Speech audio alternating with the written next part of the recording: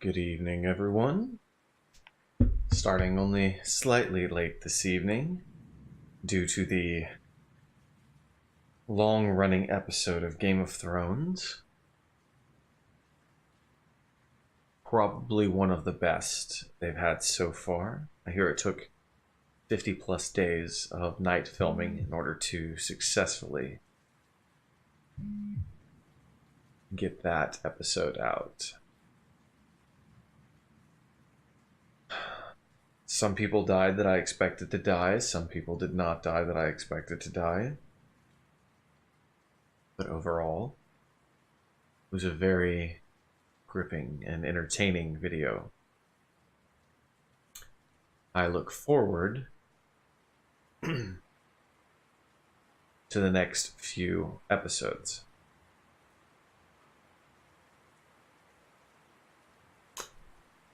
Anyone who shows up, if you will tell me how the mic level, sound level of the thunderstorm sounds, if it's too much, too little. You're anyone, sir. What's up, Two Gun? How are you this evening? Sound check me, buddy. How do I sound? Just about to get started. Perfect, perfect. Just got done watching that Game of Thrones episode. Epic, as always. Some of it was expected, some of it was not. But overall, I enjoyed it. Did you get to watch it? Excuse me.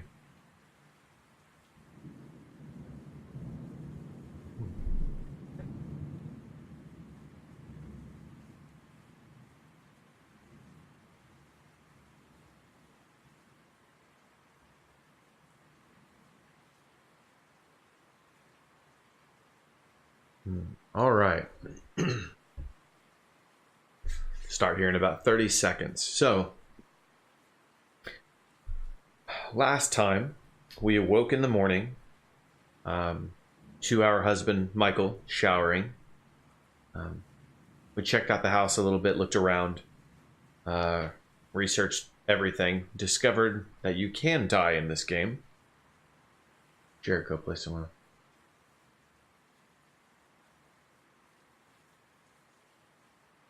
There you go. That sounds like fun. Be done here in a few weeks, I guess. So that'll give you a chance to sit down and binge it. We discovered that the mansion has been in our family for years, our husband's family for years, and that it seems like a number of family members were involved in some form of cult activity. In addition, a mill that they built and ran burned down a number of times, and children have been missing, disappearing, of a certain age, even up till this day. We also discovered that the previous owner of the house, Edward, I believe is his name, killed his wife in bed with a shotgun and then offed himself. And it was suspected that he was the person kidnapping children around town, but another child has recently disappeared after his death, so we're not quite sure then who the culprit is.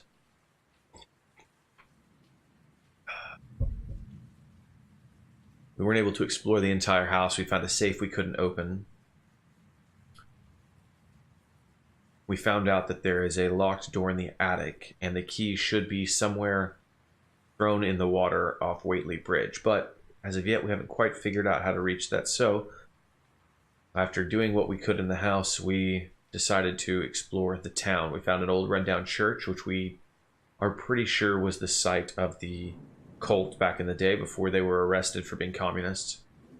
And now we're in the town square attempting to explore the courthouse. So, let's go ahead and get started there. Courthouse. A long, dimly lit corridor stretches away from the front entrance. Closed, unmarked doors line either side of the hall, their pebbled glass windows lit from within by a murky, yellowish glow. Silence reigns here, except for your own footsteps echoing eerily on the tiled floor. I don't need that anymore. Stairs at the south end of the hall lead down to the records department, or you can return to the town square to the north. Dimly lit corridor stretches away from the front entrance. Let's go ahead and check the doors.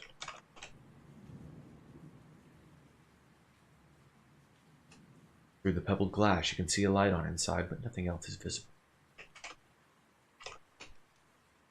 The doors are all locked. I don't have any keys. And frankly, I don't want to be breaking into random government offices. Let's go down. Records department. A single bulb dangling from the ceiling casts its dirty dishwater light over a wasteland of papers. Thousands of records and documents stacked everywhere in tottering piles. Stairs lead back up to ground level. Doesn't look like much in here. The archive contains centuries worth of records, most yellow and brittle with age. Documents are crammed into shelves, stuffed into bulging cardboard boxes, tied up with twine like bales of hay and stacked higher than your head. Search. Let's not do all caps. Records. It would take you decades to read through all this. Fortunately, we were able to find, buried under a massive pile of fishing license extension applications, a general index that lists records by name. This means you can look up a specific individual to see what records are available. Very interesting. I'll try. Examine bulb. The burning filament gives off a light so jaundiced it's practically brown. Take bulb. It's too high for you to reach.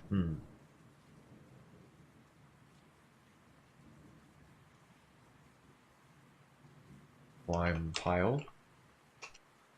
Little is to be achieved by that. Looks like it's just out of reach. Not that I want to be hanging out in the dark in here, but... So, we took notes on a number of individuals last week. Let's see who we can research. I guess we could try researching Verlac.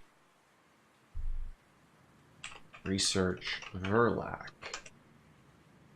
Look up Verlac. Dozens of Verlacs. You have to be more specific than that. So it looks like we're on the right track. Let's look up William Verlac.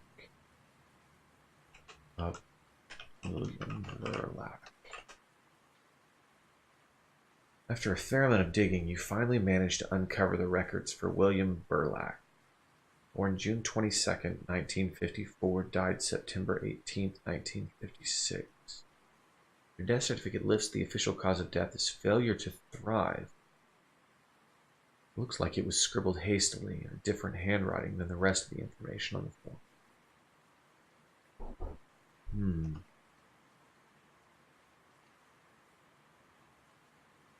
You died because you couldn't live. It seems that way, doesn't it?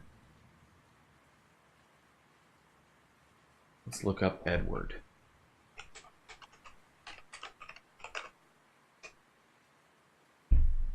After lots of searching through a box full of documents so worm-eaten they look like lace doilies, you finally managed to locate the records for Edward Verlac.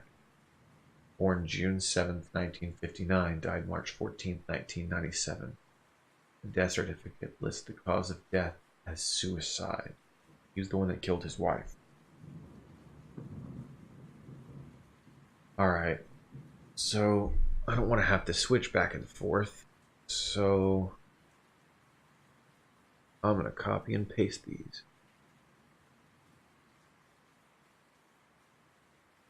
Aw, boo.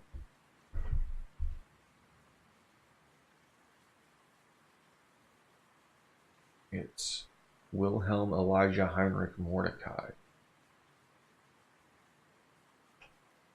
Elm Elijah Heinrich Mordecai. Mordecai. There we go. Those are our names to research. Look up. Wait. Wilhelm Verlac. We managed to pull up the records for Wilhelm Verlac, born April 13th, 1651. Wow. That was a long time ago. 1734? No official cause of death is given, but then this would have been before such data were officially recorded. So he was 83 years old. Not bad. Not bad for that time of day, or that date. Elijah. Look up Elijah Verlac. After hours of digging through the archives, you managed to find the records for Elijah. 1802, 1886. He was 83 years old. Wait, what?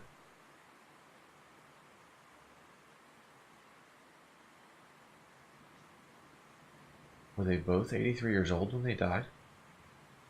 Hold on. April 13th, 1651 to 1734. That's 83 years.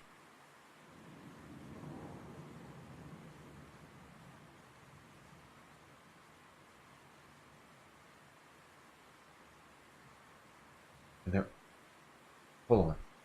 May, June, July, August, September, October, November, December. 8 months. Okay.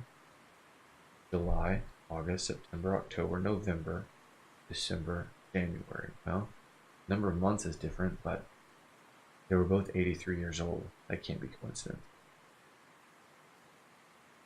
Okay, let's check the next one. Look up Heinrich Verlac.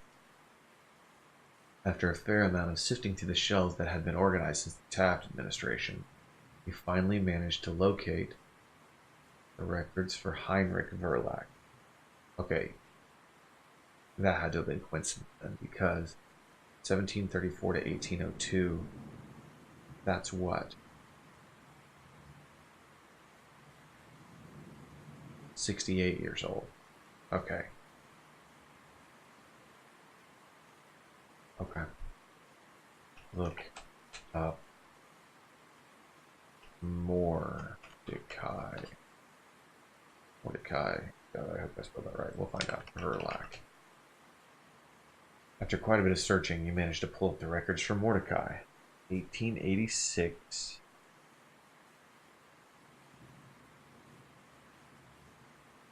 $1959.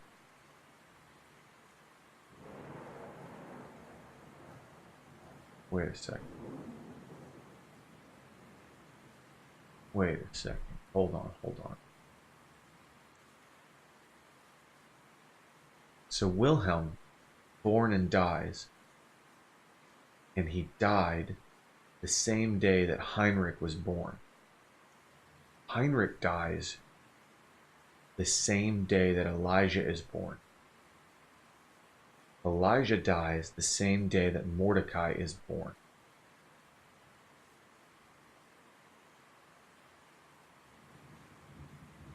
And Mordecai dies the same day that Edward is born.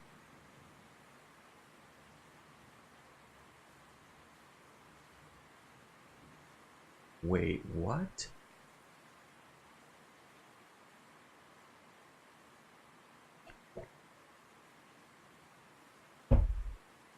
That isn't...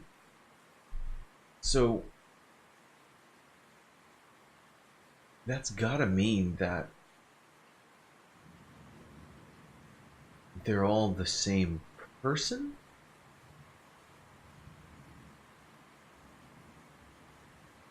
I don't know what that means. Hold on. When was Michael Verlac burned? Look, I wonder if he's in this. Michael Verlac. Okay, find nothing from Michael, so that's a good sign.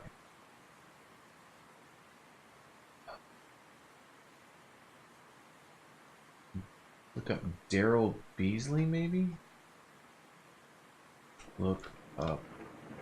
Oh, I'm typing in my chat box. Look up Beasley. There it is. After a fair amount of sorting through years worth of unsorted paperwork, you managed to find the records for Daryl Beasley. Born July 8th, 1915, no official death certificate, death in absentia, 1969.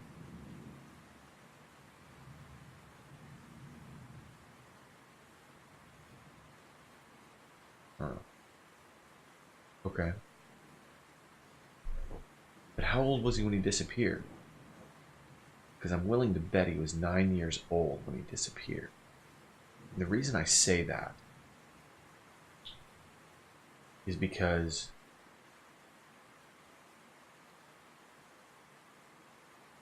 Mordecai died in 1959.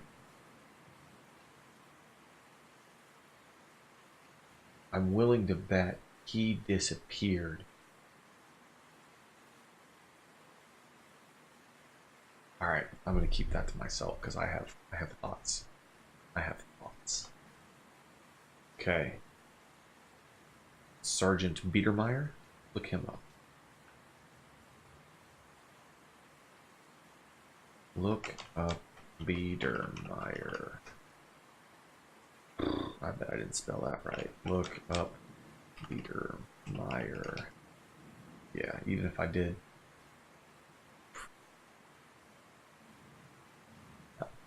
Look up Christopher Tilworth. He was 7 years old.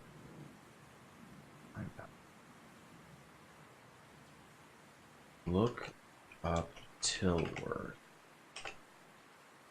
A great deal of searching finally managed to pull up the records for Christopher Tilworth, 1966, died 1973. Official death certificate is what? Animal attack. So when did Edward die? That's the question. Edward died 1997. Okay, so we're pretty late, but he was born in 1959, that's when Mordecai died. Okay, so this happened sometime in between that. So no relation there, at least as far as I can tell. Tara Luffington also disappeared. Look up Luffington. Hunting through shifting mounds of loose papers, you managed to uncover the records for Tara Luffington. December 12th, 1976. Death in absentia, 1990. Wait. December 12th. Why does that seem familiar? Well, that's December 13th. December 13th.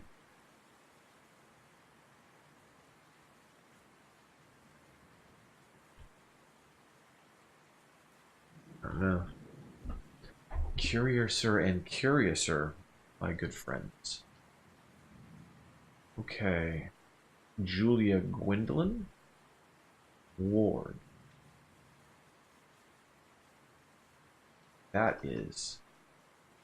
Look up Julia Ward. Managed to find the record for Julia Ward, born May 4th, 1964, changed her name to Verlac upon marriage to Edward Verlac on 1985. Died in 1997. Cause of death is homicide. Okay. So, that tells me a lot of interesting things. I don't think I can figure out anything else here. Ooh. You hear hushed conversation coming from behind one of the doors. You hear only silent and your own breathing. Knock on the door. You rap quietly on the door. The only response is an odd, sudden hush. All doors are locked. Hear nothing unexpected. Back. Okay. Okay, so we're back in the town square. We've discovered that all of the main Verlacs that are listed in the house, the patriarchs, they all born and died on the same date as their father and son. Father dies, son is born. What does that mean? Probably means they're either reincarnating themselves into the new body. I don't know. It is a horror game after all. I expect no less. Let's go west. Shadowy corner. The buildings on this side of town are taller and thus block more of the sky, making this neighborhood particularly dark and unpleasant. The main street leads away to the east, and a shadowy driveway leads through a high brick wall to the southwest. Asylum courtyard. This tiny shadowed court is dominated by the grim edifice of Dahmer's Asylum to the west. The driveway to the northeast leads back to the street, and a narrow alley leads to the east. Hidden alley. A featureless alley hidden deep in the shadows behind the courthouse. The opening to the northeast affords an excellent view of the whole town square and the obelisk at its center. A gust of wind blows your hair into your face.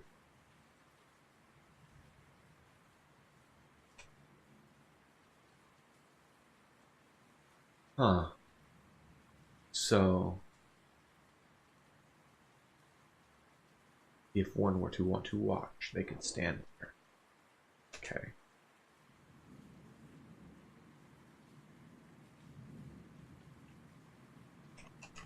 Back in the asylum courtyard. Let's go west. Waiting room. A grubby little waiting room, decorated in mint green tile and whitewashed cinder block. A potted palm clings tenaciously to life over in one corner. You can exit the asylum to the east, and a barred gate blocks the way west. An orderly leans against the wall, leisurely perusing a magazine. Greet. Orderly. The orderly looks up briefly from his magazine. Hey there. Crap, I expected him to be rude. What am I supposed to say? Examine magazine. It says Foot Health Monthly on the cover. The orderly notices you looking. I'm on my feet literally all day, explains with a shrug. Arches are totally short, and I've got me some wicked plantar fasciitis. Let's keep an eye on latest developments in orthopedic inserts, physical therapy, that sort of thing. Examine feet. Oh, it says foot health. Okay. Examine orderly. He's a burly guy with a shaved head and squinty eyes. Not exactly friendly looking, but at least he doesn't set off your alarm bells the way virtually everyone else in this town does. He mostly ignores you in favor of his magazine. Hanging from the orderly's belt is a large key. The orderly grunts at something in his magazine. Examine the key? Long flat with a loop on one end hooked around the orderly's belt. Orderly about key. This key opens up the psych ward, says the orderly. I'm the only one who carries it. It's a big responsibility. I don't mind saying. Ask orderly for key. Oh god. Ask orderly for orderly's key. The orderly gives you a withering look. No. Fair enough. Let's look around.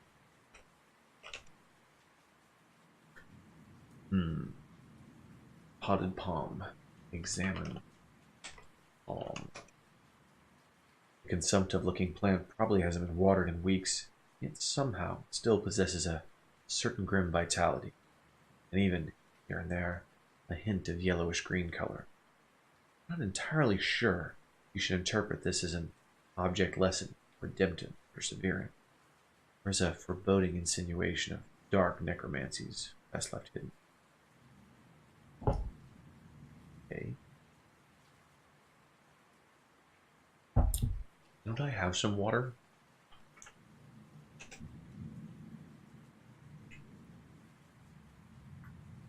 I do not. Never mind. Okay. And go west. Examine gate. The bars are spaced about 4 inches apart. Seem more than sturdy enough to keep the lunatics safe. The orderly sighs with pain as he rubs one foot against the sole of the other. I hope they're not expecting me to massage his feet so that I can get the key. We aren't playing that game. Hey lady, you can't go in there, says the orderly. As the psych ward. No admittance. The orderly absently scratches his butt. Very well. Someone was admitted here. I can't remember who. East. Exit. Examine asylum. The exterior of the building is austere, flat, perfectly white, except for the motto painted above the front door. Ranks of barred windows stare blankly down like eye sockets and an empty skull. Examine motto. Painted above the door in crude catechist symbol, I believe. And above that, in thick Gothic script, a motto. Health, discipline, tranquility. Somehow, you're not convinced. Valid. So, we found the asylum. Back in the shadowy area. Alright, we're back in the town square. Now if I go east, it takes me to the river walk. Let's go back into the vacant lot. Once a building stood here, now there is only cracked pavement, rampant weed. Breaks in the chain-link fence lie east and west. An old man dressed in dirty rags sits on his mattress, muttering to himself as he stares intently out to sea. The infection. Get everywhere. No, get it out. Croaks the old man to himself. Greet. Old man. The old man stares blankly at you. Don't know. He quavers. So thirsty.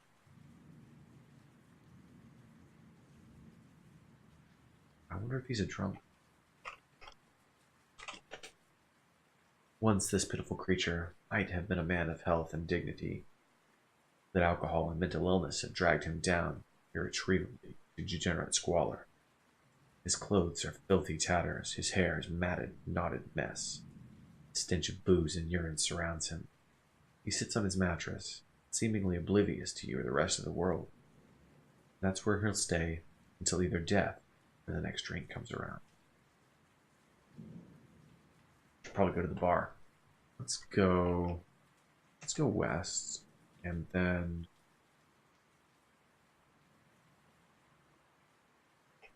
go north from here. I can. That's right. No, I can't. That's right. I go back to the town square. I can cross the bridge. Okay. A hoary monument of crumbling, moss-eaten flagstones, Whately Bridge is possibly older than any other structure in the entire town. It spans the dark Miskahani River, connecting the north and south halves of the city, and occasionally raining bits of mortar from its underside into the torpid water. If I remember correctly, to the north, a gap in the crowded press of buildings opens onto a road heading out over a grassy heath. The main street continues to the south towards Whately Bridge in the center of town, while a narrow side street lands east. At the top of the steep drive to the northwest, you can just make out the ivy-covered walls of the university. A gust of wind blows hair in your face. Hi, Special K. I do not have a chat box in here, and that's fine. I think I should add one. Oh yeah, chat box. Chat box.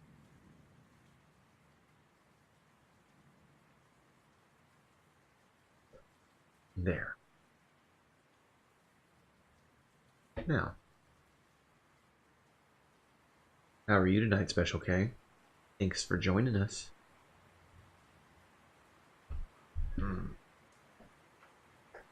Okay. I think we need to go east. If I remember, the bar is that way. Narrow street. As the street winds along from east to west, it narrows until the rooftops on either side practically touch each other. To the south is a twisting lane even narrower than this one, while a short flight of steps to the north leads down to the local watering hole. North. Local pub. A dank and claustrophobic hole in the wall. Greasy smoke pools amidst the low-hanging rafters, and the smell of decades' worth of beer, and probably worse, oozes from the floorboard. An exit to the south leads back out to the street. An old lantern casts its dim, flickering glow across the bar. The locals have cleared out. Someone carelessly left a flask of whiskey. That sounds like a plan. Examined flask. The label is faded and mostly peeled away, but what little you can make out seems to indicate that this is not a particularly distinguished brand of spirit. The words bootleg and rot gut come to mind, as does the phrase menthol-induced blindness. Menthol. Reading comprehension fail. Methanol-induced blindness. Like, why? Breath would smell good, but you'd be blind. I don't understand. Take flask. Taken. Very nice. Now I can give that to the trunk. Search hub. Can't see such a thing. Examine lantern? Wonder if they'll let me take that. Old-fashioned hurricane lamp with a glass chimney to protect her from the wind. Cottonwood brims fit within its reservoir of wood. Lantern. There's nobody in here.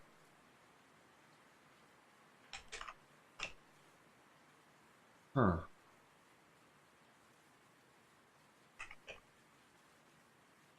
Well, I can only go south. So let's see if we can't go back. Twisting lane. Ooh. The lane narrows here to a little more than a badly cobbled sidewalk as it winds its way into one of the older neighborhoods. Buildings press close on every side. Tiny alleyways branch off in every direction. Some of this sprayed graffiti across a neighborhood wall. Examined graffiti. It's a strange symbol. An upturned hand with an irregular triangle inscribed in the palm. Drawn in black spray paint. Beneath it is an arrow pointing roughly northwest towards a side street I hadn't noticed before. Okay. Hidden courtyard. This little courtyard is cleverly tucked away amidst a confusing tangle of darker avenues. Though overshadowed on all sides by the steep, forbidden rooftops, this secluded circle somehow managed to convey a sense of peace and brightness, a safe harbor from an oppressive gloom pervading the rest of the town. To the south, a hanging sign marks the entrance to a small shop, while a side street to the southeast leads back into the labyrinth. Hey, what's up, Gafram? Thank you for the lurk, buddy. I appreciate you.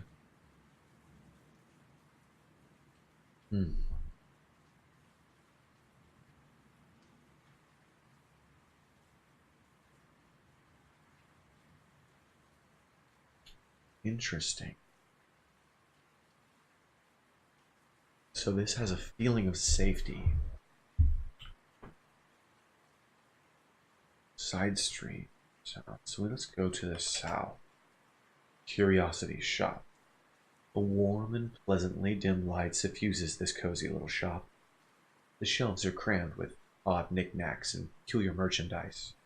In the rear of the store, a lit display case contains several items of interest. The courtyard lies outside to the north. On the display case is a violin. The proprietor watches you quietly from behind the display case. Feel free to browse as much as you like, the proprietor offers with a smile. Think. Proprietor. No trouble at all, says the proprietor. Always pays to be polite, even to NPCs. So,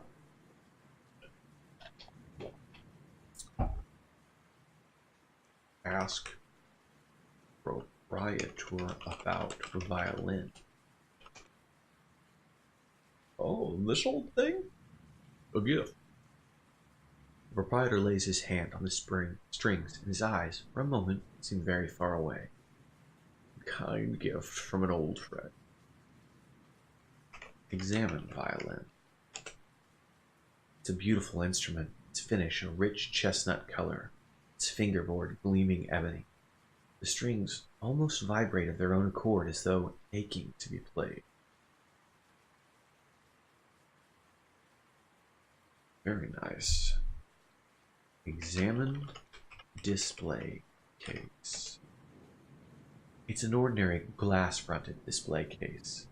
Lined up inside are a velvet cloth, tarot deck, a geode, and an amulet. Sitting on top is a violin. Take as long as you need, offers the proprietor. Idly. Wow, there's no space. That was creepy. Examine velvet cloth. Just a plain cloth of dark velvet, the better to show off the tarot deck's colors. Examine tarot. It's a beautiful set of cards laid out on a velvet cloth. The top card, the tower, has been turned up, allowing you to see the exquisitely detailed artwork. In this representation, the tower has been painted to resemble a lighthouse, broken by a bolt of lightning emanating from a great red-rimmed eye.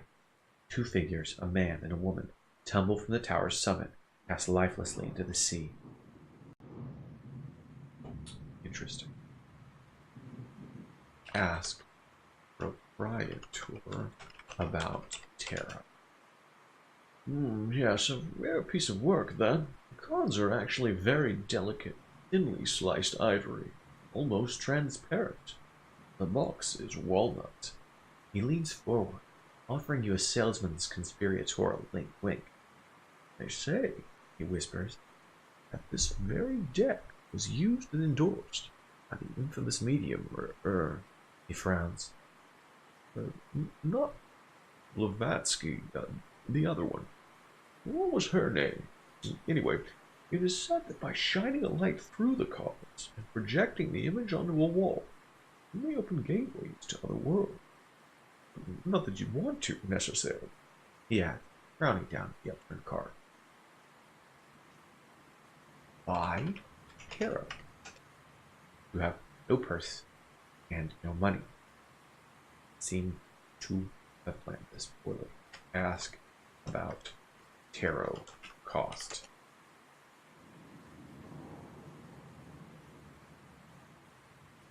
I don't think he understood.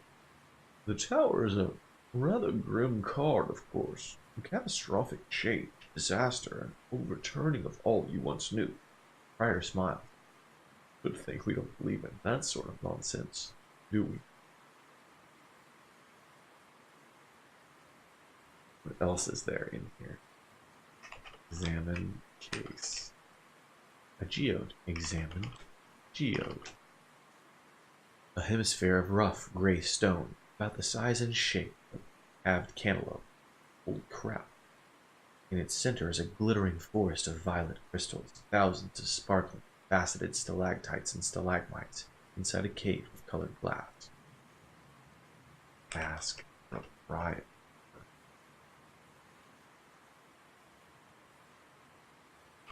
I think wrong now. Yeah, way wrong.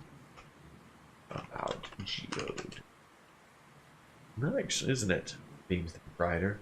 Chanced upon that while rock hunting up in the Cascades last summer. How much? I didn't understand. Okay. Price? That's not a verb I recognized. Okay. Examine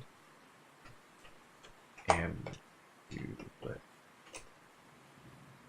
It's an unassuming silver pendant dangling from a thin leather cord, fashioned in the shape of a tiny, upturned hand with a triangle inscribed within the palm. Doesn't look like the fancy New Age charms on the other shelves. Reminds you a little of one of those cast pewter game pieces from Monopoly. Ask for Riot or Amulet. Oh, wow. Well, now, there's a fancy little thing, remarks the proprietor. A simple charm against evil. A ward against the eye, you might say. Young chap brought that in 10, 15 years ago, I suppose. Said he had no more use for superstitious baubles. The proprietor reaches in through the back of the case and takes out the amulet. It gleams softly as he holds it up to the light. I think, perhaps, that he eventually found different. And I think, perhaps, that you will, too. He leans forward and, before you can react, slips the leather cord around your neck. But you won't make the same mistake, will you, miss? You want to keep that now. My treat. You may find it useful soon. Very interesting. Thank proprietor. No trouble at all, says the proprietor. Huh. So the amulet wards against evil. Alright, now let's add this to our notes. In the curio shop, we have a violin, a tarot deck, and a geode. Not that that matters, but it might. Ask proprietor to read tarot. The proprietor looks thoughtful. I'm just a shopkeeper. Perhaps you should ask someone else about that. I wonder if I can take it. Let's save our game. I don't want to, like, completely screw this up. I've done a lot so far. There we go. Take tarot. Open case. It doesn't open from this side. Well, I don't have any money. So I can't buy it. I can't open it.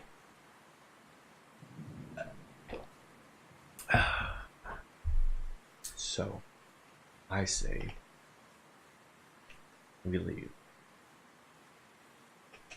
North it is, back into the hidden courtyard. Southeast.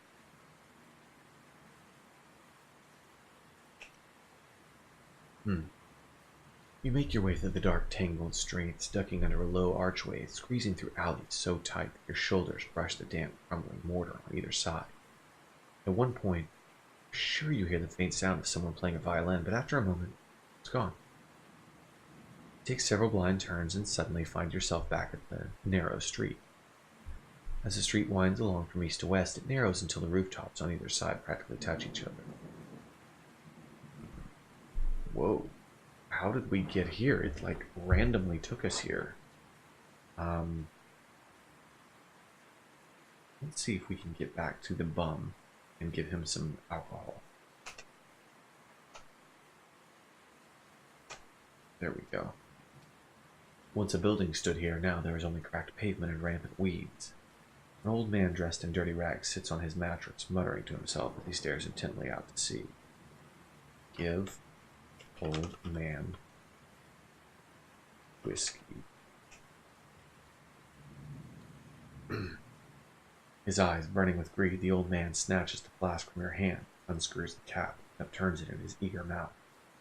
Trickles of pungent brown liquid ooze from the corners of his mouth as he swallows convulsively, his hands trembling, his eyes squeezed shut and streaming tears. Finally, he falls back onto his mattress with a beatific smile on his mud-smeared face, the flask dropping from his finger. Examine man. Okay. Search man. Tom Carey's. Why did I give him whiskey? Now he's unconscious. Search mattress.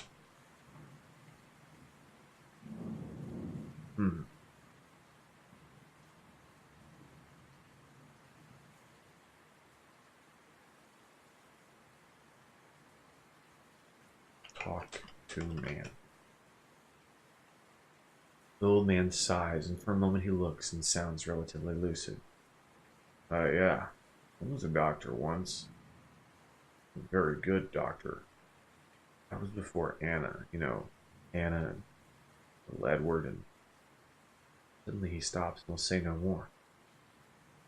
Ask about Anna.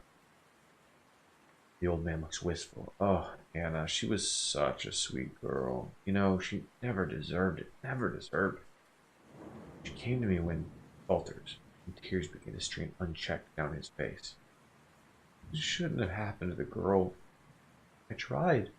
I was a good doctor, but only 15 she was, still a child when that red-eyed monster took her. His eyes suddenly darkened, his fists clenched. His own daughter! God damn those maggots! Shouldn't have done that to his own daughter! God damn them all! In the distance, even a lonesome keen train whistle drifting on the wind.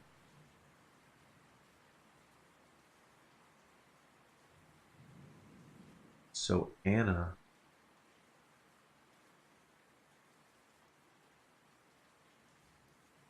was the girl that was raped by her father.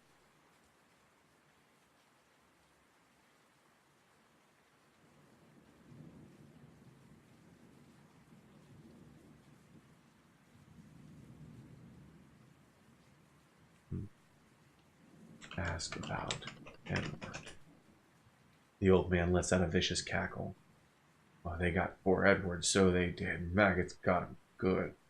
Got into his head, Maggots got into his head, and they ate out the insides of it, till he had to crack it open to get him out.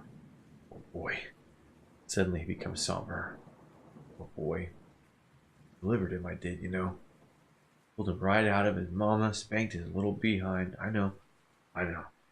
Little Edward and his voice trails off. I swear he mouthed the word brother. I think his brother is William. William, yes.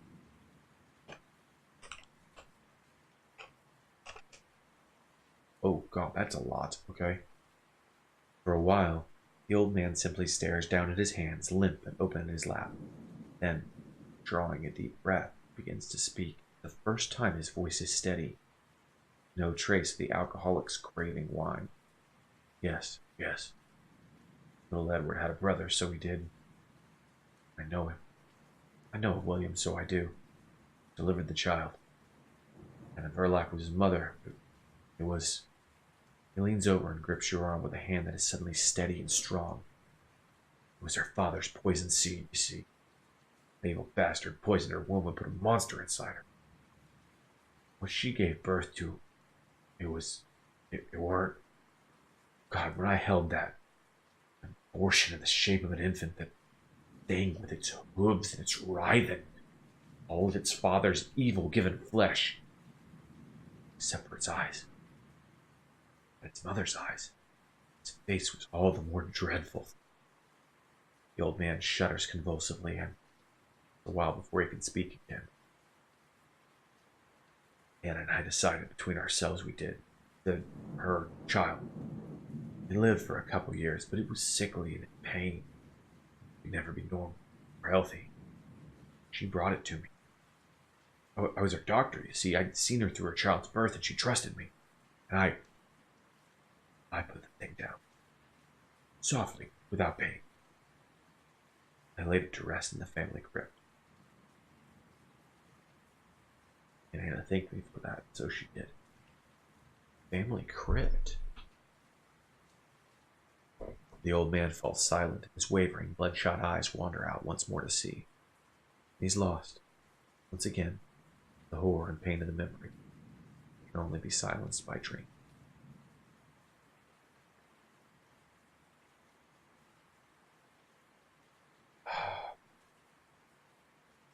Okay. So William was a creature, but they killed him.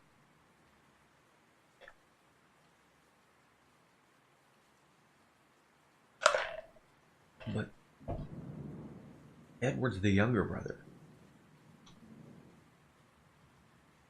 It was the older brother that was changed.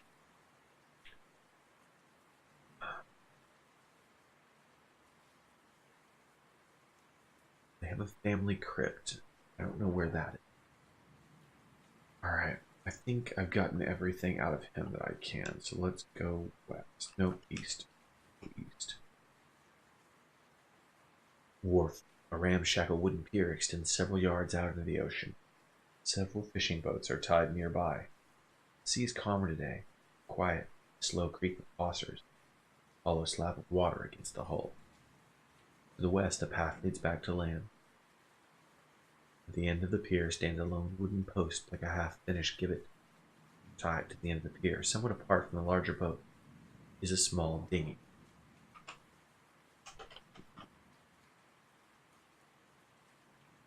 It's small and weather-beaten, but it looks seaworthy. There's a pair of oar locks attached to either side, but only one oar. The dinghy is tied to the pier by a short mooring. Another wave crashes against the rocks, sending a cloud of spray into the air.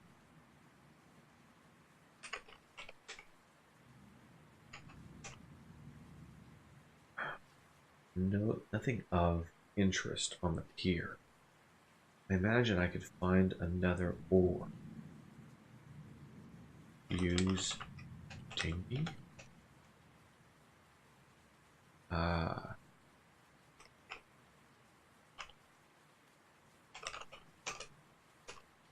You need a boat if you want to head out to sea. Enter. Lower yourself carefully into the tiny pitching boat. Untie dinghy. This is going to be bad.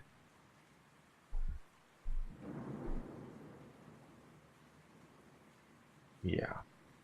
You slip the knots holding the dinghy to the pier immediately. The little boat drifts out to sea with you in it. The current carries you farther out to sea. I have chosen poorly, dear readers. You are floating far from shore, clinging to the sides of the dinghy as it rides the sickening swells. An impenetrable fog hangs over the water, obscuring vision in every direction. The wind kicks up a cold spray that stings your face. With only one air, you cannot propel or steer the boat. All you can do is drift helplessly on the tide.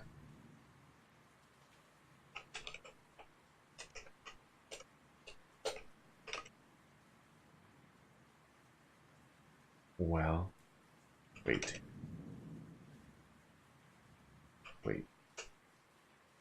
Time passes. West. Ooh. Oh. An old, rusted buoy rocks gently on the swells nearby. Chained to its side is a human skeleton. Probably going to be mine. Slumps against the base of the buoy, legs dangling in the water. Birds and fish have long ago stripped the corpse down to sea-bleached bones, but it still wears the tattered remains of a workman's coveralls. Search skeleton. In the pocket of the coveralls is a long steel key. Not that I'm going to survive. I have died. You've been drifting through the fog for some time before you realize that you can no longer hear the clanging buoy. Time is difficult to measure out here. It seems like it's been hours since you last heard it. As the fog's uniform gray begins darkening to black, it becomes clear that you're not going to make it back to shore anytime soon. And later, when night has truly fallen, you hear the soft splashes, curious, surfacing things surrounding you. The first tentative thumps begin rocking your tiny boat. It's even more clear. You will not make it back to shore, ever. You have died. Store. Well, at least we know. So let's... Oh, I'm back in the curiosity shop. Woo. Okay, let's add, there is a key on this skeleton at the buoy to our limits.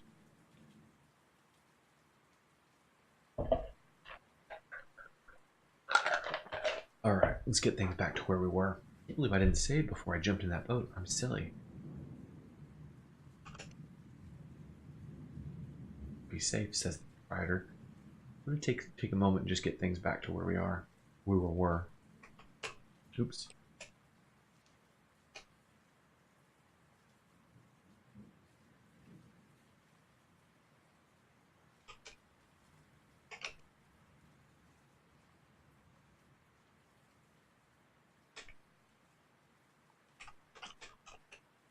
Yeah. So the old man drinks the whiskey, asks about Anna, asks about William, asks about Edward. Hey. Ask. Who I didn't ask about. What was her father? That's who I need to ask about. Is it Mordecai?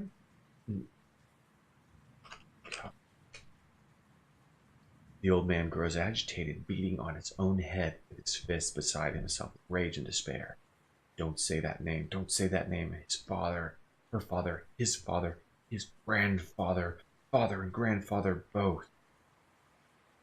Shouldn't have done that to his own daughter. He slumps over, weeping openly now. And I knew. He was a doctor, and I knew. I said nothing. What can I do? The maggots are everywhere, watching and listening. What? Okay, ask about Heinrich, maybe? Can't remember any more whiskey. About give whiskey to man. I don't have any more whiskey. Okay. Ask about Elijah. Okay. Ask about Wilhelm.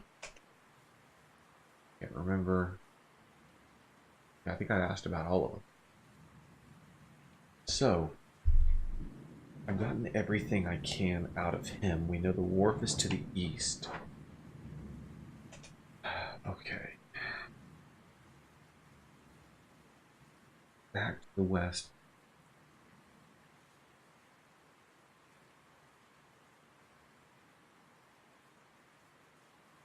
We can go into the sewers now. Let's see if we can try that. Wait. Down? Under the bridge. Whaley Bridge arches overhead, casting this little concrete ledge in the deep shadow. At your feet, dark water is lapped quietly against the stones with a hollow, subterranean sound. Stone steps southeasterly back up to street level. An old manhole cover is set into the embankment under the bridge, closed and flush with the surrounding concrete. Unlocked. Manhole. You go through all the keys in your key ring, trying each one in turn, but none seem to fit the lock. Search water. Shadowy reflection of yourself. Dip umbrella in water. Search water with umbrella. There's supposed to be a key down there, but I don't know how to get to it. Okay.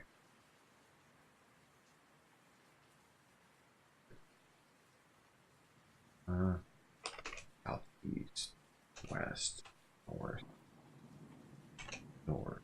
Okay. Go check out the university.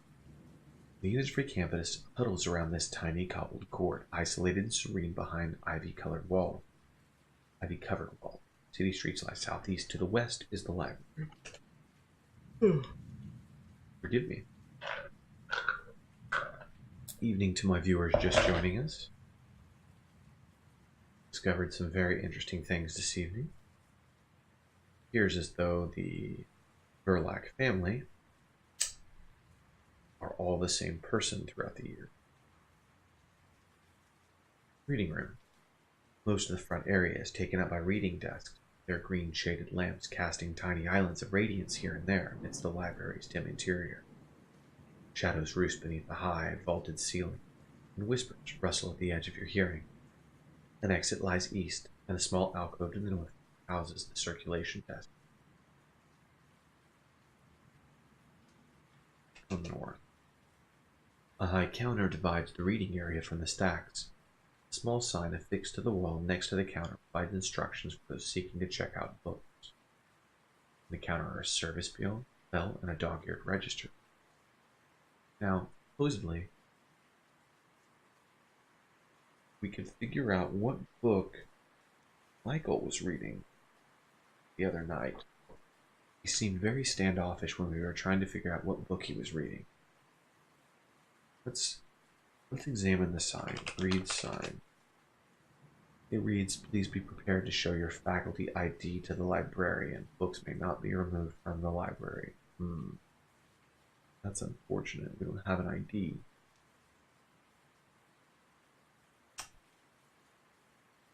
Okay. Read register. The log recording what book was checked out, who checked it out, and when. There are hundreds of entries in this old thing, too many to simply read through. You'd do better to look up a specific name. Look up Michael Verlac. Folding back to the yellowed pages, you notice Edward Verlac's name entered in the register several times throughout the year before his death. Books he checked out include An Historical Overview of Superstitions by Arnsworth Fraser, The Righteous Invasion by Warner Green, Mechanics of Metempsychosis by C.C.H. Horn, Infold Transduction and the Space-Time Barrier by Lord Weldrake, and Stranger Stars by Brian Monmouth.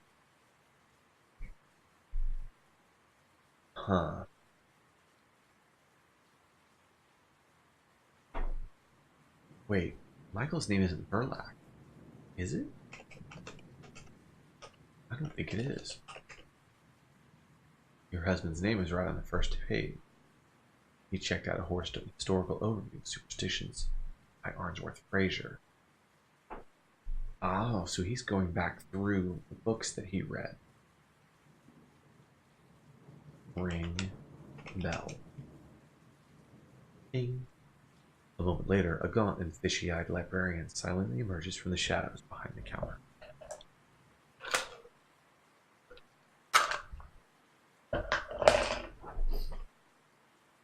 Ask about historical overview. The librarian's mouth tightens in annoyance. Slowly, she extends one long, pale finger to point at the sign next to the counter. She's not gonna let us check things out here. That makes me sad. So we're gonna need to figure out how to get an ID, maybe even Michael's ID from him. So for the moment, we're out of luck.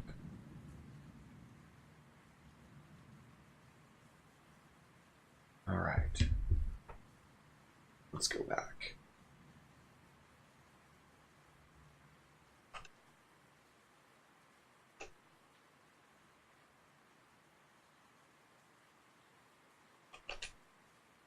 Mill Road. The road leads you across a field of gray windswept grass. Mill Road. Okay, so Mill Road is where a lot of these children are disappearing. To the south, the jagged outline of Anchorhead's roof cuts across the horizon. The road forks here to the west and east, heading towards the old mill in one direction and out to the seashore in the other. A bit of ash blows into your face, stinging your eye. Oh. Mill entrance. The road from the east ends here in the front of a grim fortress of charred brick that is the town's paper mill. A gate of heavy iron blocks the main entrance. To the southwest, a path leads to an overgrown area behind the mill, while to the north, a rutted lane leads to a small cluster of houses. Wow, this game is huge. I could play this for a while. Examine Gate. A 12-foot-high barricade of narrowly spaced iron bars seals off the entrance to the mill compound. It is shut and locked. There's no guardhouse, no buzzer or intercom, no handle or keyhole, no apparent means of getting in or letting anyone inside know you want in. Just this implacable gate and an unscalable wall. Okay. Open gate. The mill gate is locked tight. Outward. Southwest. Old foundation. The foundations of an older structure lie crumbling in a sunken square of ground. Here, in the mill's shadow, weeds push through cracks in the buckled concrete. Rusted pipes and bent rebar poke up from the ground like the broken legs of dead insects. Dense thickets surrounding the ruins on all sides, although narrow, overgrown tails lead west, and northeast through the underbrush. Absently, you brush a bit of ash from your clothes. It leaves a grimy smear. Something about this area makes me want to save. I don't know why. So I can go west again. Let's go west. Railroad tracks. There's a lot of ash in this area. It's strange. The trail from the east climbs up a short embankment and emerges from the thicket here alongside the railroad tracks. Beyond them lie miles of empty heath as far as you can see. Search tracks. Nothing on the railroad tracks.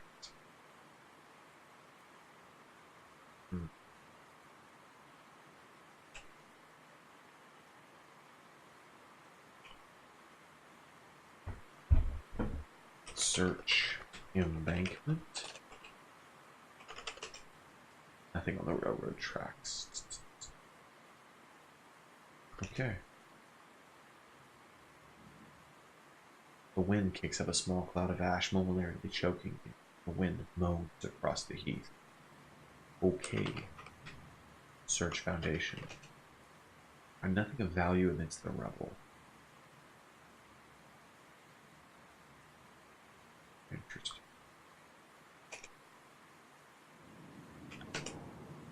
Shantytown. The road from the south peters out of a small clearing of rutted mud, crowded close on all sides by leaning, dilapidated shacks. The town is still, almost deserted. Only a few loose bits of tar paper flapping listlessly in the wind betray any movement. There's a soft rattle behind you, an empty can being kicked across the uneven ground. When you look, there's no one there.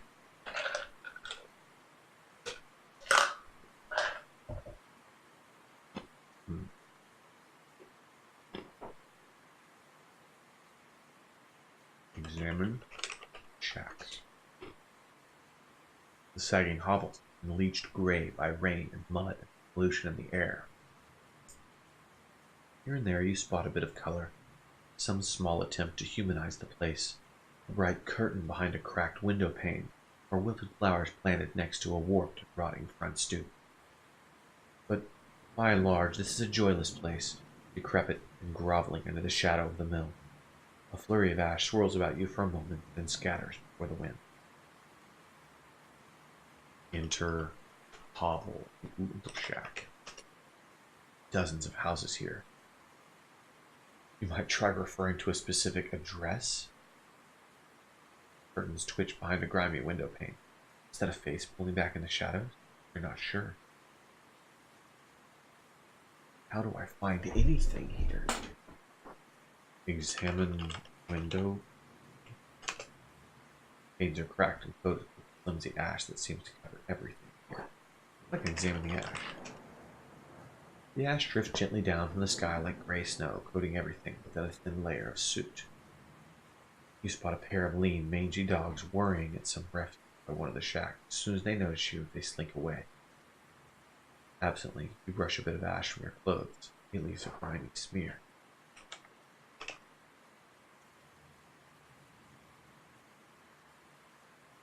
Can I go north? Nope. Okay. So I went back east. The spine. You're picking your way across the rough, rock-strewn spine of the breakwater. The road has diminished to little more than a pair of muddy ruts. 100 yards to the northeast, at the breakwater's far end, a lonely lighthouse stands vigil against the ocean. Very nice. Foot of the lighthouse. You stand in a circular clearing amongst the stones, surrounded by nearly every side by the sea. Before you looms the lighthouse, a massive pillar of ancient pale bricks, jutting defiantly against the sky. The road leads southwest from here, and it looks as though a path leads around the outside of the lighthouse to the east. Set into the thick stone wall of the lighthouse is a bronze door. Single door. A monstrous slab of solid bronze age and seawater have covered its once gleaming surface with an unhealthy green crust of verdigris.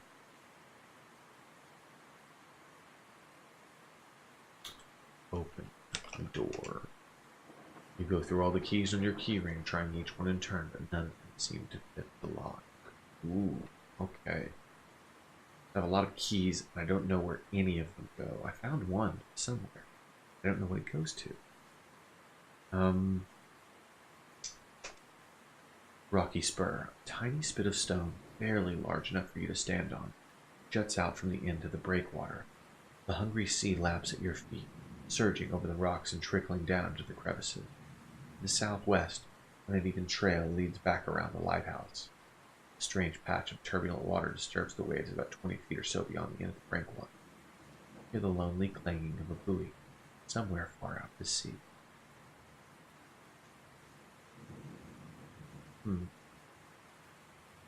Examine water. It bubbles and seethes restlessly as though something were lurking just beneath the surface, turning, perhaps, in a nightly sleep.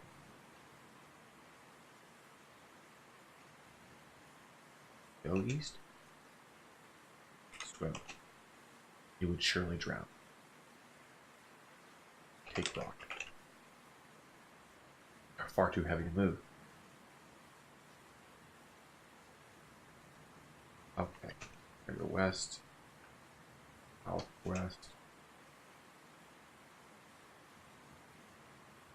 Southwest. Alright, so I'm finding a lot.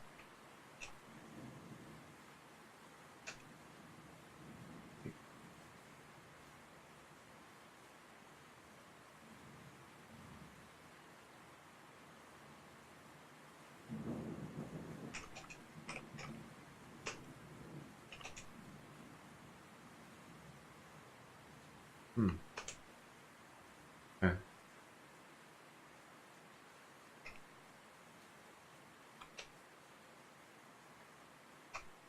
Well.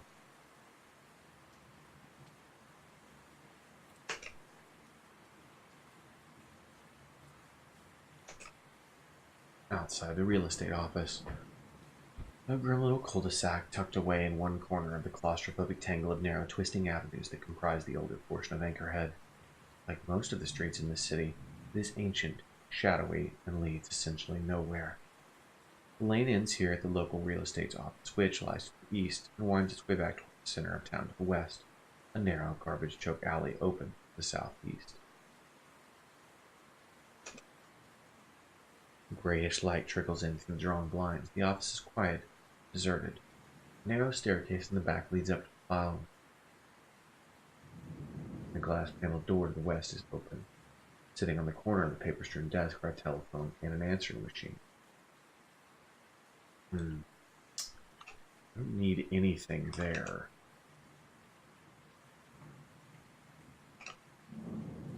So, on the littered beach, a sewage outflow pipe juts out over the beach about 3 feet above the ground. A thin stream of acrid-smelling sewage trickles out of the lip of the pipe, forming a puddle in the sand. Okay, so last I was here, I couldn't go in because I had no source of light. But now I can get inside this pipe. Enter pipe. Water pours out from this tunnel from dozens of small drain pipes jutting from the walls. Most of the sewage flows south, but a thin trickle is diverted to a larger concrete pipe that leads away to the east. Search tunnel. Can't see such a thing. Search pipe. Dim circle of daylight, far end pipe. East. Okay, that takes me to the beach. Enter pipe. Okay.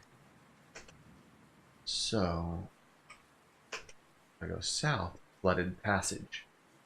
Knee-deep water floods this cramped tunnel, dripping constantly from the low ceiling and seeping thousands of invisible fissures in the walls. There's barely enough room to stand up straight, much less stand somewhere dry. Higher ground lies to the south, while another grating blocks the way to the north. You notice something shiny, patched up against the base of the grating. Examine. Grating. Oh, let's spell that right. The grating is heavy and solidly embedded in concrete, blocking further progress up the tunnel.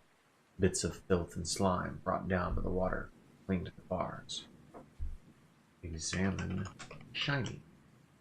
It's an antique key. The kind with the long shaft, the bare big square bit at the end. Take key. Taken. Excellent. Put key on key ring. Put the old-fashioned brass key on the key ring now.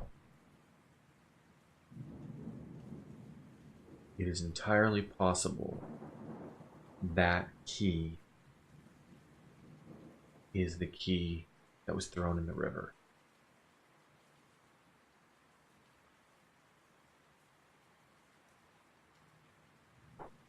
What directions can I go? Back to the south?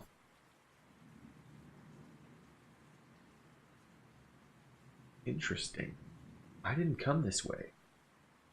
This isn't sewer tunnel. The air is damp and moisture drips from the rusted pipes overhead. Fetid water flows sluggishly through a shallow channel running through the middle of the tunnel. A raised walkway to one side provides somewhat drier footing following the channel. The north and the southeast. A set of iron rings embedded in the wall leads up to the manhole cover in the ceiling. You go through all your keys, but none seem to fit the lock. Southeast. This half-flooded chamber's crumbling brickwork must have been built much earlier than the rest of the tunnel. The ceiling is lost in darkness above you. Judging from the echoes, it must be very high. Water trickling in from the tunnel to the northwest is pooled at the room's far end, which is submerged, nearly waist deep. Search water. Too dark to see the bottom, and you're not about to wade in there. But I think I got the key. Here you can only go northwest. Okay, that's fine. North, north. Wait.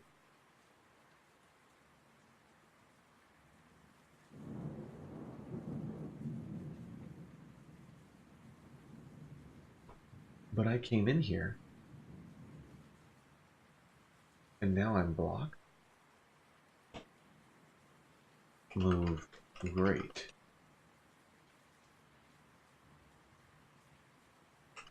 Northeast? No. Northwest? No. Up. East? West? I don't understand.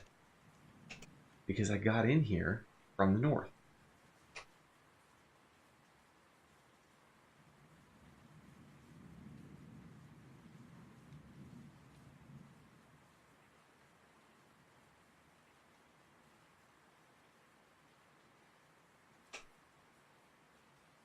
I don't understand.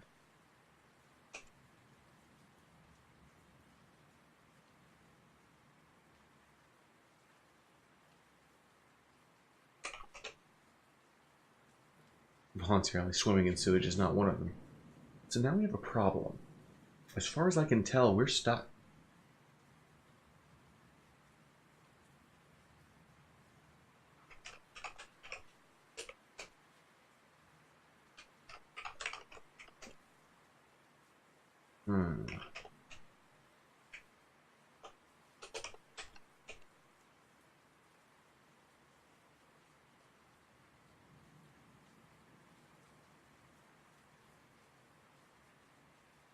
That's not good.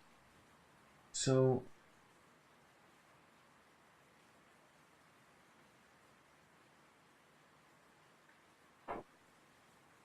hold on. I got a key.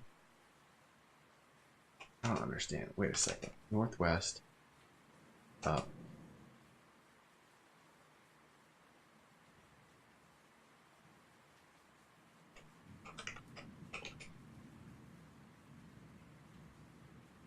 Hey, what's up for sale? Came in here right in the middle of a conundrum. Seemed to have broke the game.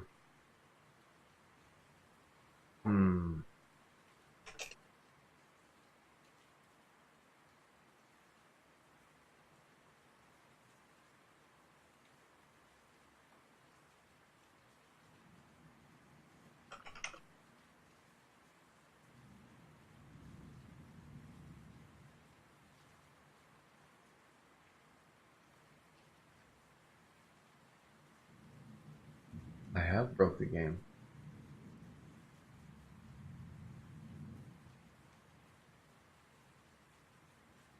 I can't. Okay, hold on. We made it to restore. I hope I wasn't in that room when I got it. Okay. So let's try this again. Enter pipe. Okay. Leads away to the east. So if I go east, that's where it takes me out. Okay. Dropping awkwardly to the sand. So enter pipe. If I go south,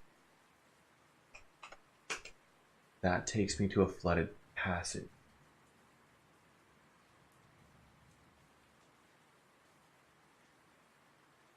So what's happening here is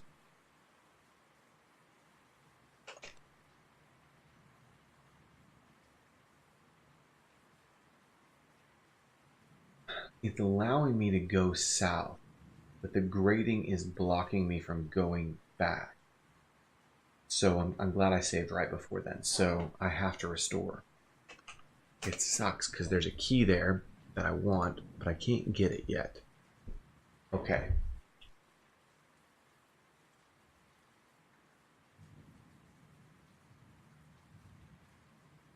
So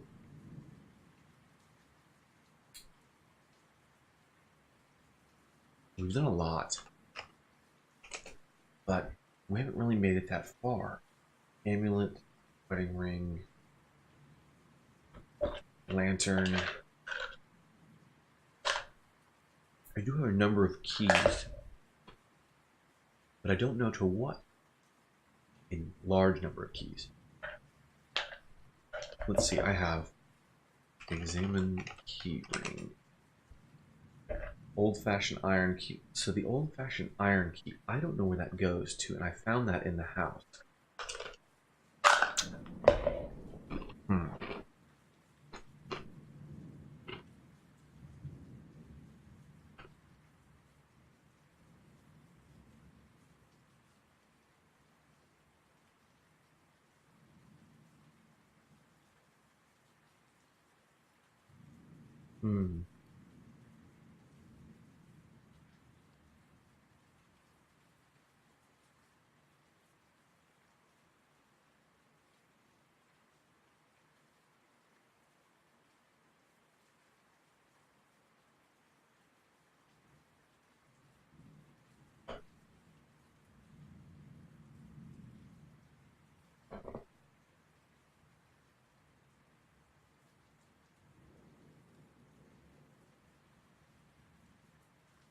I feel like there is a lot.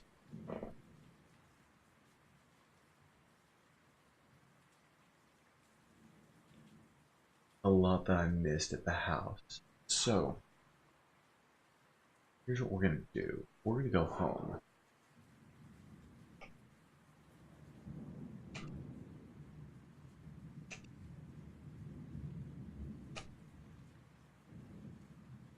Okay. See how quickly I can get home.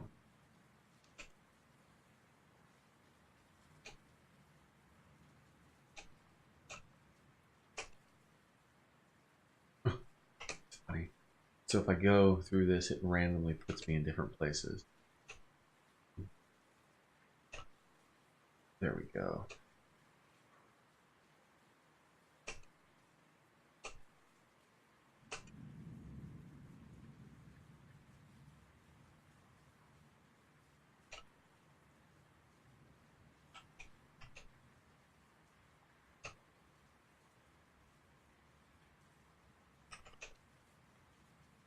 There we go. Now I'm back at the house. Okay.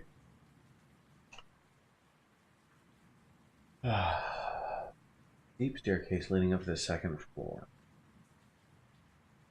So let's add this to my notes real quick.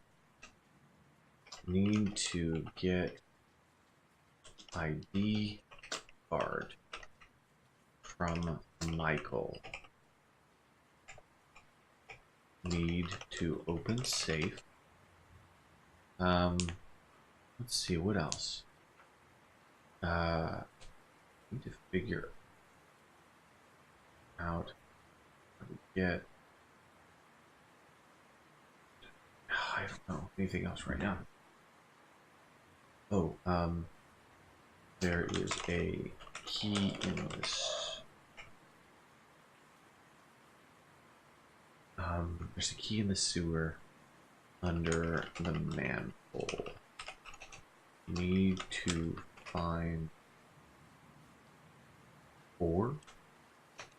Maybe. Okay.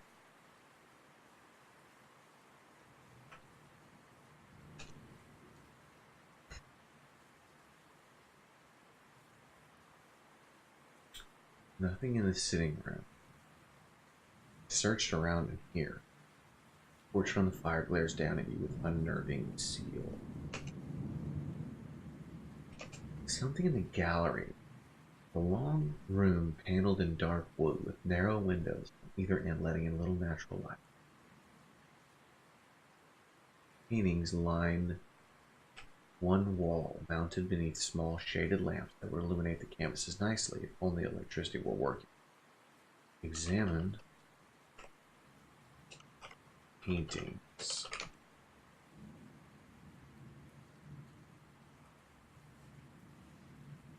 Huh. Examine. Let's see. Oh,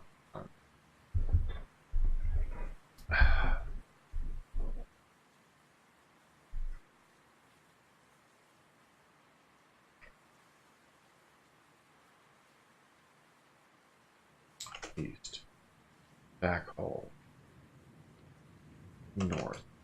Takes me back to the foyer. South. East. Kitchen.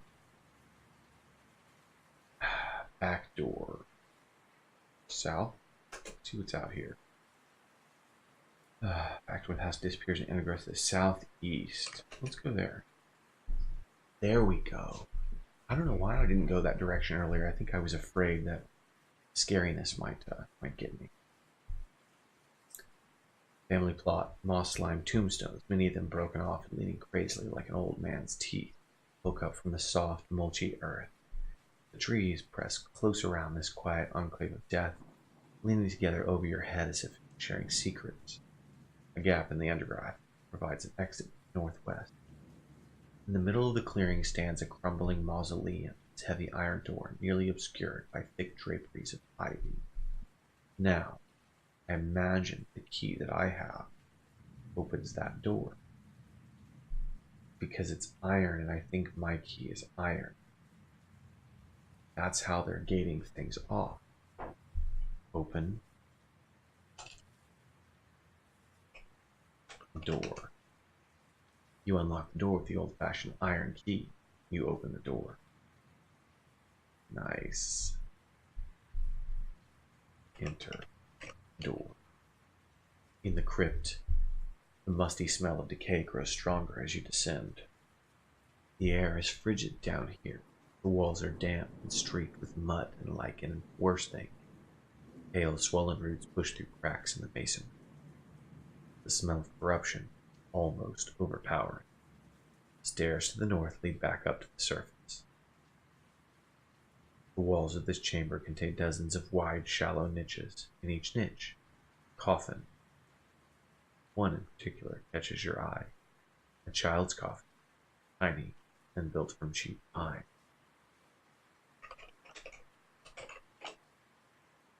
Unlike the others, the child's coffin is a ramshackle box of cheap pine held together with rusting nails. It's half rotten with age and so shabbily built you can probably open it with your bare hands. First, we save our game. This is how you start the zombie apocalypse right here. Okay. Open coffin. Oh God. Compelled by a ghoulish curiosity, you dig your fingers under the soft, rotting boards and pry up the lid. With a shriek of pulling nails and a shower of crumbling wood, the coffin comes open. You look inside, expecting to find a child's tiny skeleton. Dear God, there's no child buried here. Instead, the coffin contains only the worm-eaten bones of some kind of animal. Who would have buried an animal in place of a child that should have been interred here? Why would they do such a thing? Look around at the rest of the coffin. Glumly realize that anyone who might have known the answers to these questions is either already buried in this room or sitting half mad and growing drunk in a filthy vacant lot.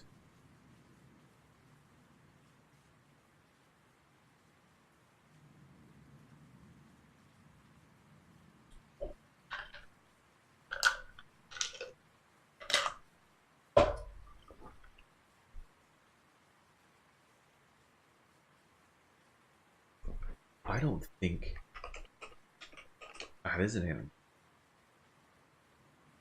Dog bones? Because it had hooves. He said he delivered it.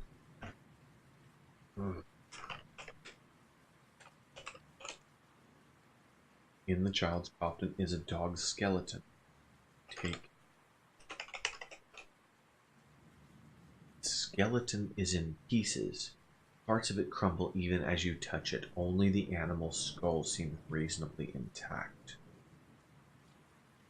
Take skull. You pick up the dog's skull. The gruesome thing seems to leer at you with a bleached, toothy grin.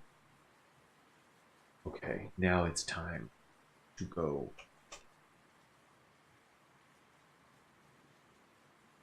To go put that in front of this guy's face and see what he says. I have to figure out how to get there.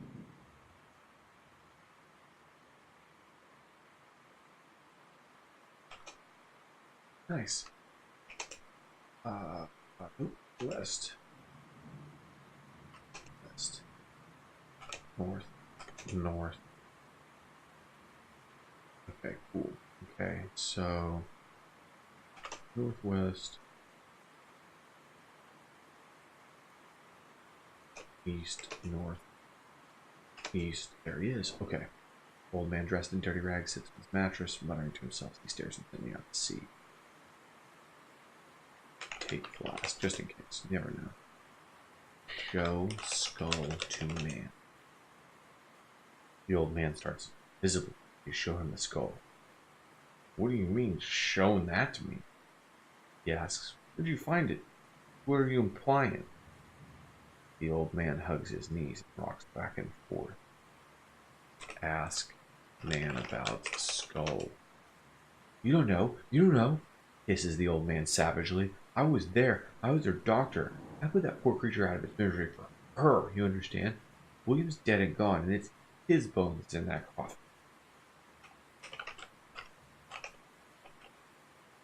Whoa. The old man oh, crap. No. The old man grows sickly pale. He raises a hand as if to ward off the side of the skull. Deny the truth one more time. Then his hand drops. He sinks down into the mattress, groaning. Oh, it's true, cries. It's true. God help my lying soul. It was her father who wished to kill the thing, not Anna. Kill it to make way for another, he said, a more fitting vessel. Okay, that lends credence to our transferring consciousness thing. He wanted to try again. God, the depth of his evil. After the way the first one came out, He wanted to try again. Anna came to me and asked for my help. What could I do? What could I do? It was her child, for God's sake.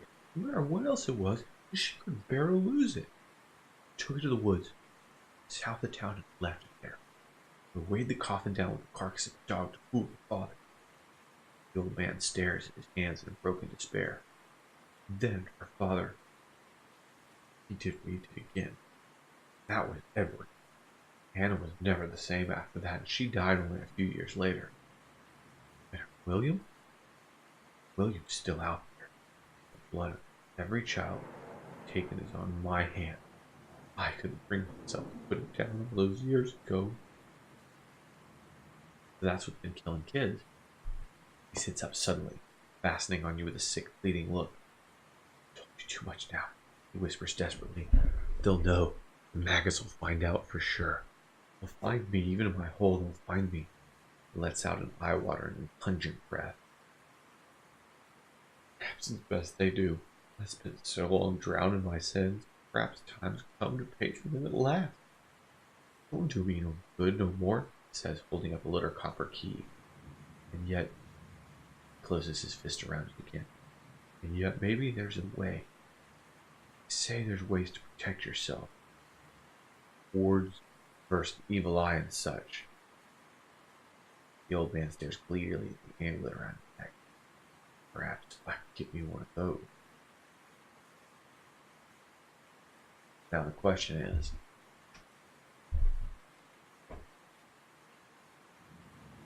I need that key.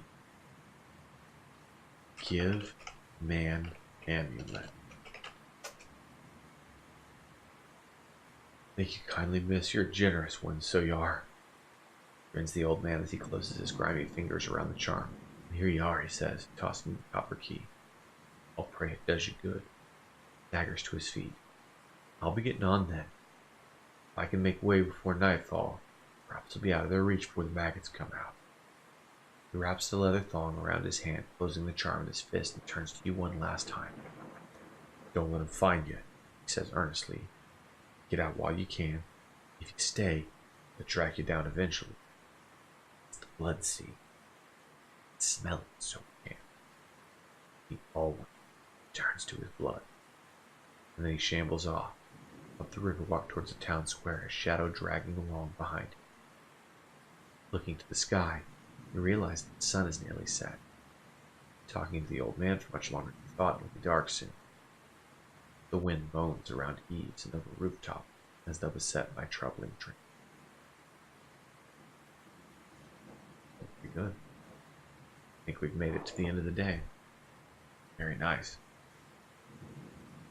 I have a copper key. Put key on key ring. Now, where is there a copper door?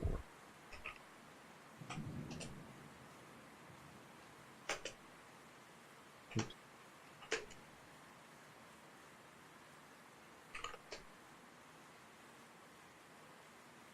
Open manhole. The thick copper key unlocks the manhole cover. Very nice. Oof, it's heavy. You manage to get your finger under the edge and pull the cover up with a groan, revealing a set of iron rungs leading down into the darkness. The air is damp and moisture drips from the rusted pipes overhead. Defeated water flows sluggishly through a shallow channel. Now, take shiny. An antique key, the kind with a long shaft and a big square bit at the end. Put key on key ring. That's the brass key. The brass key, I think. No, because it's a bronze door, I believe. The lighthouse. So this should be the one to the mansion, I'm hoping.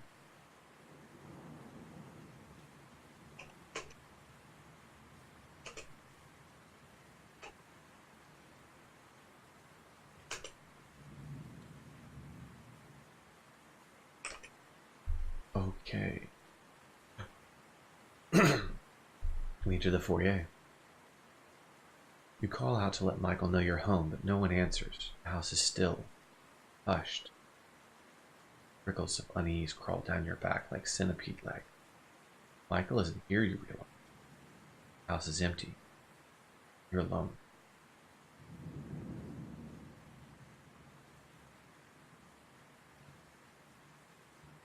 You know, it sucks. I left all the doors open.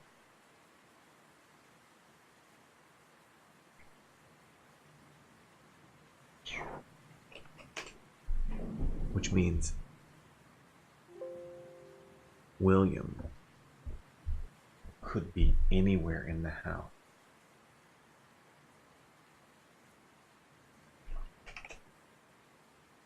Anywhere. Narrow hallway runs west from the top of the stairs down the length of the house. That's where we want to go. Shuttered window at the end of the hall throws a gloomy rectangle of light on the bare wooden floor. A rickety ladder stands in the middle of the hall, descending from a 3-foot by 3-foot square of darkness in the ceiling. Dust motes hang motionless in the chill air, and grotesque, misshapen shadows crawl across the slanting rafter. The east. The wooden door half hidden in the gloom. It's an ordinary wooden door, though it looks sturdier than most. Open door. You unlock the attic door with the old-fashioned brass key. You open the attic door.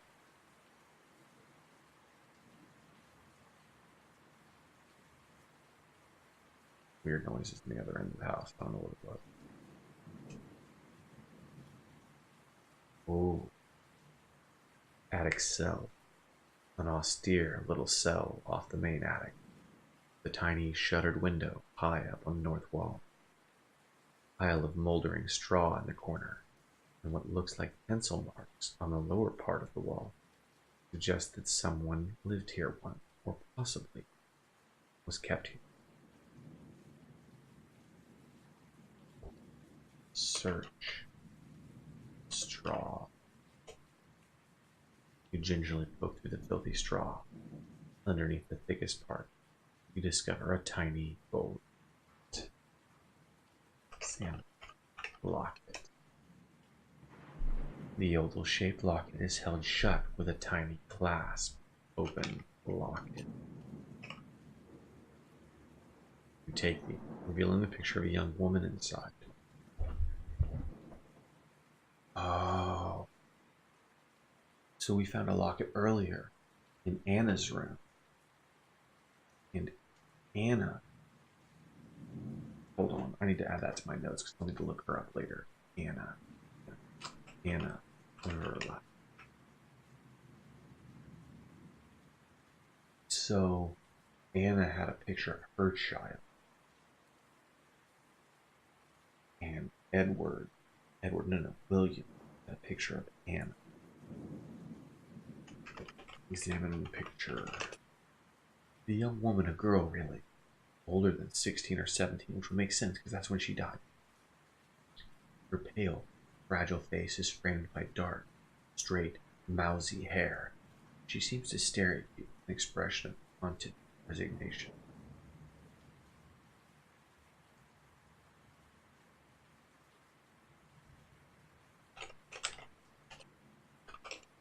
Interesting. Examine the marks. The marks are a child's drawing. It's made with pencil or some kind of charcoal. Most of them are smudged and faded. You can make out stick figures here and there, and the occasional lollipop-shaped tree. Interesting. Okay.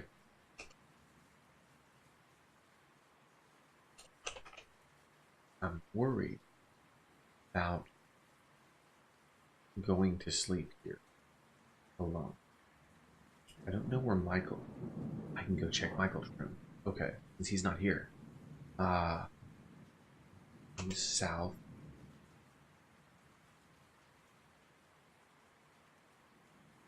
And then west. Study.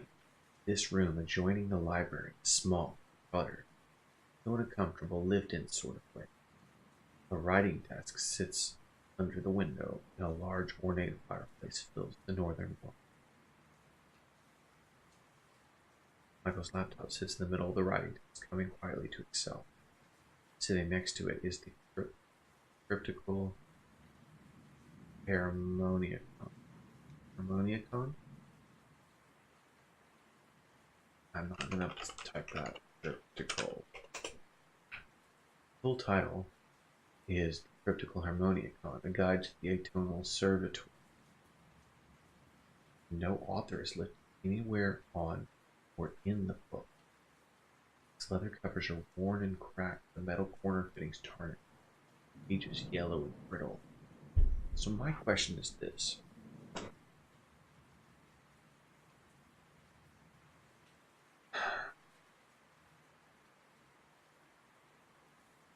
See if I can piece this together.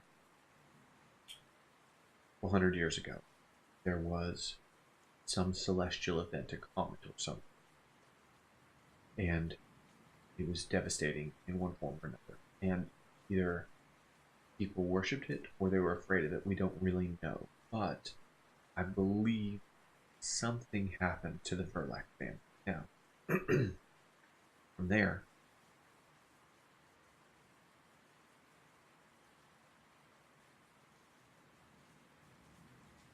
the main patriarchs of the family have been transferring their consciousness into their first, or something like that. Something of this sort.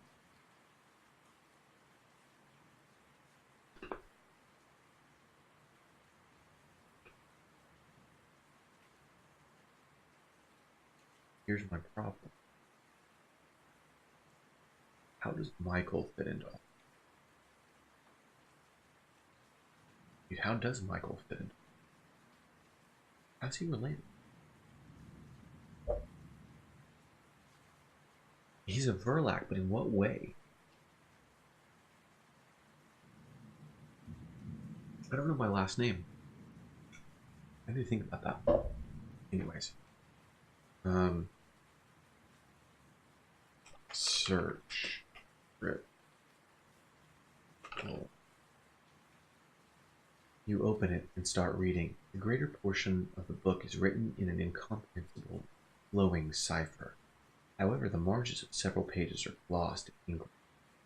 The book appears to contain instructions for traveling to somewhere called the Wound of Nehilim, or either worshipping or summoning, possibly having sex with, the text is very unclear, an entity that dwells there, the Watcher who is named not, nor may that name be taught among his followers, that name which may be learned only by gazing directly into his awful countenance.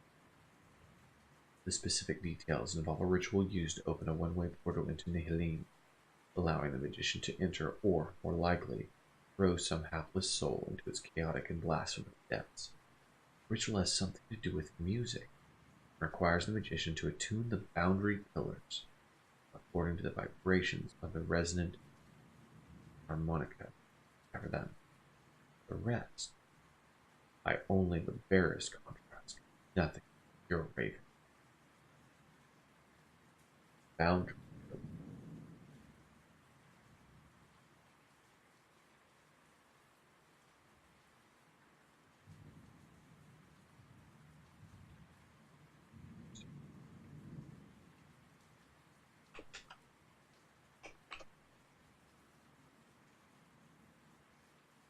Examine desk.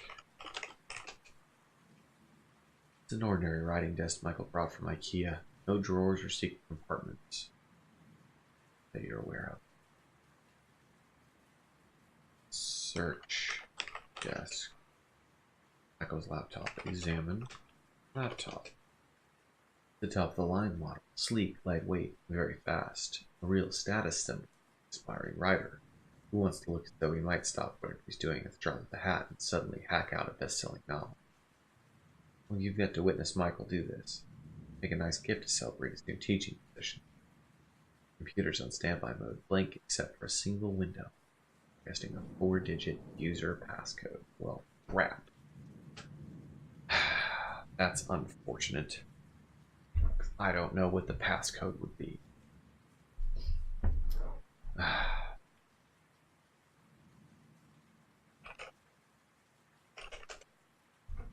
mantelpiece is carved from dark, polished rosewood. Covers the whole wall. Identical to the downstairs fireplace in most respects, except for the pair of brass spears mounted on either end.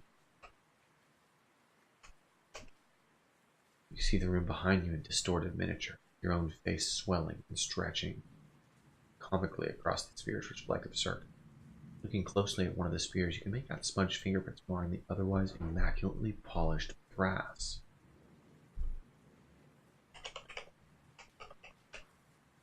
Doesn't budge. The sphere twists clockwise a few degrees. There's a barely audible click, and the sphere snaps back to its original position. The entire fireplace slides some 18 inches to the left with a hollow grinding sound, revealing a narrow corridor leading northeast. Making head go places. About to die. Behind the walls. Let's save. Just be. Okay. Bare wooden slats patched with crumbling plaster and spiked with bent, rusted nails pressing close on your shoulder. Side passages branch off in strange directions that don't seem like they should fit the floor plan of the house. So, maybe there was someone in the walls like. Excuse me.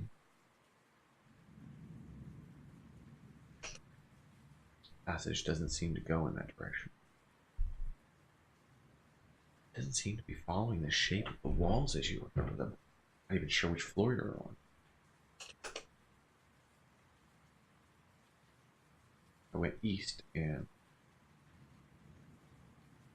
narrow wooden ladder leads up.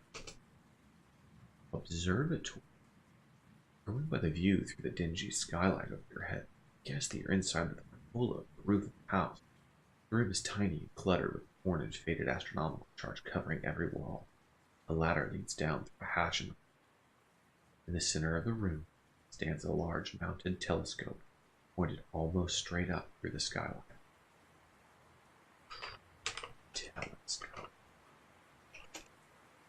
Telescope is an unadorned cylinder made of greenish metal, about 8 inches in diameter, nearly 4 feet long. A thin rectangular slot is cut into one side, about 6 inches from the top. Near the bottom, an eyepiece juts out to one side. Look in telescope. The night, the sky is overcast. You can't see anything from the telescope beyond the blank, gray circle, solid. Oof. Examine charts. Stars on these charts look exactly like those you saw in the mural down in the wine cellar. Though here at least they are clearly labeled. Constellations they form disturbing and unfamiliar with pictures of worms and toads and other less pleasant things drawn along the line of the zodiac. The margins are filled with diagrams and annotations made in crabbed, stilted handwriting. Annotations seem to be calculating the trajectory of one comet in particular as it gradually approaches the solar system over the course of several centuries. According to these equations, the comet is due to arrive. Well, that's interesting. According to this, the comet is coming tomorrow.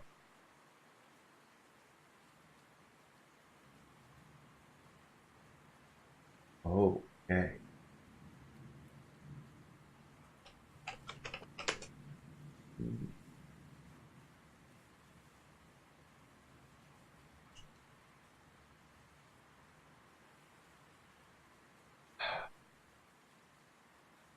Need to get better. Let's get better.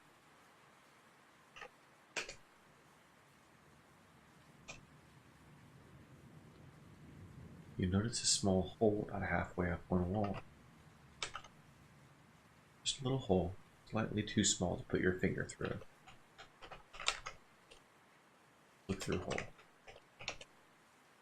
Standing on tiptoe and placing your eye to the hole, you see the foyer, seen from ground level, down low in the southeast corner. view is strangely grainy and washed out at the edges. A scene from an old movie. Southeast corner. Okay, let's add that. Southeast, yay, hole. Okay.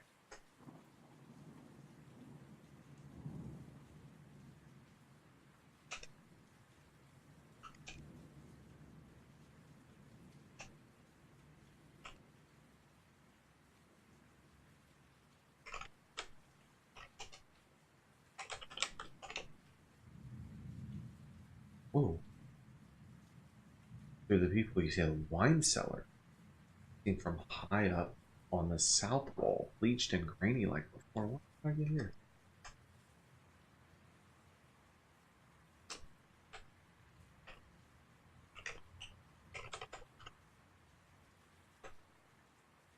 Okay.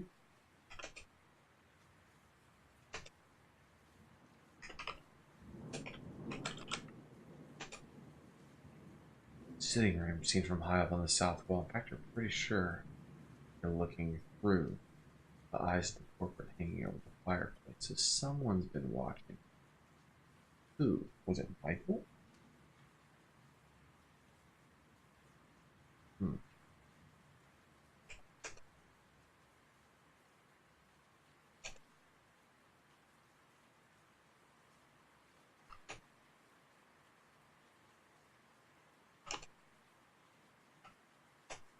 Hard to find your way out. Oh, okay, cool. Okay, I found my way out. There we go. Turn sphere. Now, that way he won't know that I was messing around.